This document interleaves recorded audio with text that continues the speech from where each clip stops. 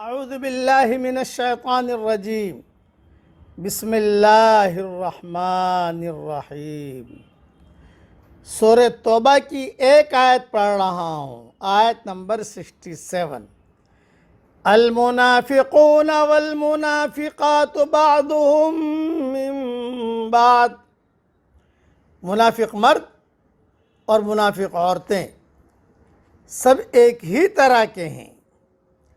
یأمرون بالمنکر وینہون عن المعروف ویقبضون ایدیہم، وہ برائی کا حکم دیتے ہیں اور بھلائی سے منع کرتے ہیں اور اپنے ہاتھوں کو بند رکھتے ہیں۔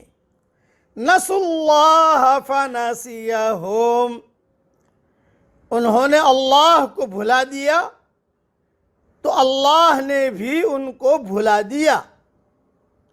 ان المنافقین هم الفاسقون، بے شک منافقین بہت نافرمان ہیں۔ اب تشریح سنیے۔ منافق کی قلبی دلچسپیاں دیندار کے مقابلے میں دنیا داروں سے زیادہ وابستہ ہوتی ہیں۔ منافق کا مطلب کیا؟ اغراض سے دین کا کام کرنا، غرض چالاکیاں، اللہ کے لیے دین کا کام نہیں، گھومنے پھرنے کے لیے دین کا کام کرنا، پیسہ بٹورنے کے لیے کرنا، مالداروں سے دوستیاں کرنا، کوئی بھی کام کرے اس میں غرض صرف اپنی خواہش ہو۔ پہلے لوگوں کو اللہ نے جاہ و مال دیا تو انہوں نے اس سے فخر اور گھمنڈ اور بے حسی کی غذا لی، تاہم بعد والوں نے ان کے انجام سے کوئی سبق نہیں سیکھا۔ انہوں نے بھی دنیا کے ساز و سامان سے اپنے لیے وہی حصہ پسند کیا جس کو ان کے پچھلوں نے پسند کیا تھا۔ یہی ہر دور میں عام آدمی کا حال رہا ہے کہ وہ حق کے تقاضوں کو کوئی اہمیت نہیں دیتا۔ مال اور اولاد کے تقاضے ہی اس کے نزدیک سب سے بڑی چیز ہوتے ہیں۔ منافق کا حال بھی باعتبار حقیقت یہی ہوتا ہے۔ وہ ظاہری طور پر تو مسلمانوں جیسا نظر آتا ہے، مسلمانوں کے ساتھ نماز پڑھتا ہے، مسلمانوں جیسی داڑھیاں کپڑے ہوتے ہیں، مسلمان عورتوں کی طرح برقعے اوڑھتی ہیں، مگر اس کے جینے کی سطح وہی ہوتی ہے جو عام دنیا داروں کی سطح ہوتی ہے۔ اس کا نتیجہ یہ ہوتا ہے کہ بعض نمائشی اعمال کو چھوڑ کر حقیقی زندگی میں وہ ویسا ہی ہوتا ہے جیسے عام دنیا دار ہوتے ہیں۔ منافق کی قلبی دلچسپیاں دیندار کے مقابلے میں دنیا داروں سے زیادہ وابستہ ہوتی ہیں۔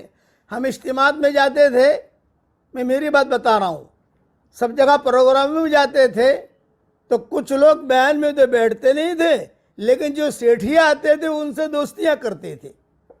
یہ تو میرے ساتھ قصہ ہوا ہے کہ لوگ مجھے بلاتے تھے، میں جاتا تھا تو ایک آدمی نے کہا آپ کے یہاں آنے سے فلاں آدمی نے 75 لاکھ روپیہ جمع کیا۔ میں نے کہا بھی میرے آنے سے کیسے جمع کیا؟ بولے آپ کے آنے سے سارے سیٹھیاں آئے، آپ نہیں آتے تو یہ سیٹھیاں نہیں آتے۔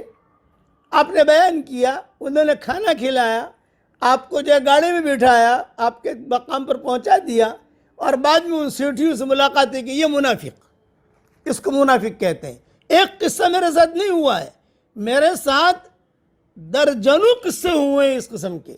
بعد میں نے احتیاط کر دی جانے کے اندر، پھر جو ہے میں کئی شرطوں کے ساتھ کسی جگہ جاتا تھا، اب تو وہ جانا بھی بند ہو گیا حالات کی وجہ سے۔ منافق کی قلبی دلچسپیاں دیندار کے مقابلے میں دنیا داروں سے زیادہ وابستہ ہوتی ہیں۔ آخرت کی مد میں خرچ کرنے سے اس کا دل تنگ ہوتا ہے، مگر بے فائدہ دنیاوی مشغلوں میں خرچ کرنا ہو تو بڑھ چڑھ کر اس میں حصہ لیتا ہے۔ حق کا فروغ اس کو پسند نہیں آتا، البتہ ناحق کا فروغ ہو تو اس کو وہ شوق سے گوارا کرتا ہے۔ ظاہری دینداری کے باوجود وہ اللہ اور آخرت کو اس طرح بھولا رہتا ہے جیسے اس کے نزدیک اللہ اور آخرت کی کوئی حقیقت نہیں۔ ایسے لوگ اپنے ظاہری اسلام کی بنا پر اللہ کی پکڑ سے بچ نہیں سکتے۔ دنیا میں بھی ان کے لیے لعنت ہے اور آخرت میں بھی ان کے لیے عذاب۔ دنیا میں بھی وہ اللہ کی رحمتوں سے محروم رہیں گے اور آخرت میں بھی محروم رہیں گے۔ اللہ کے ساتھ کامل وابستگی ہی وہ چیز ہے جو آدمی کے عمل میں قیمت پیدا کرتی ہے۔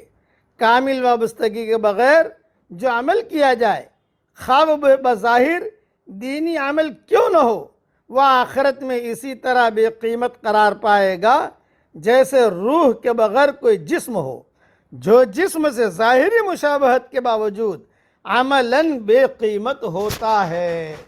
اس لیے دین کا کام صرف اللہ کے لیے کریں تو اس میں نورانیت بھی ہوگی، روحانیت بھی ہوگی، مقبولیت بھی ہوگی۔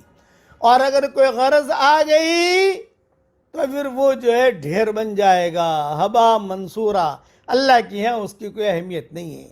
اللہ تعالی ہمیں دین کا کام اخلاص کے ساتھ کرنے کی توفیق عطا فرمائے۔ آمین۔ وآخر دعوانا ان الحمدللہ رب العالمین۔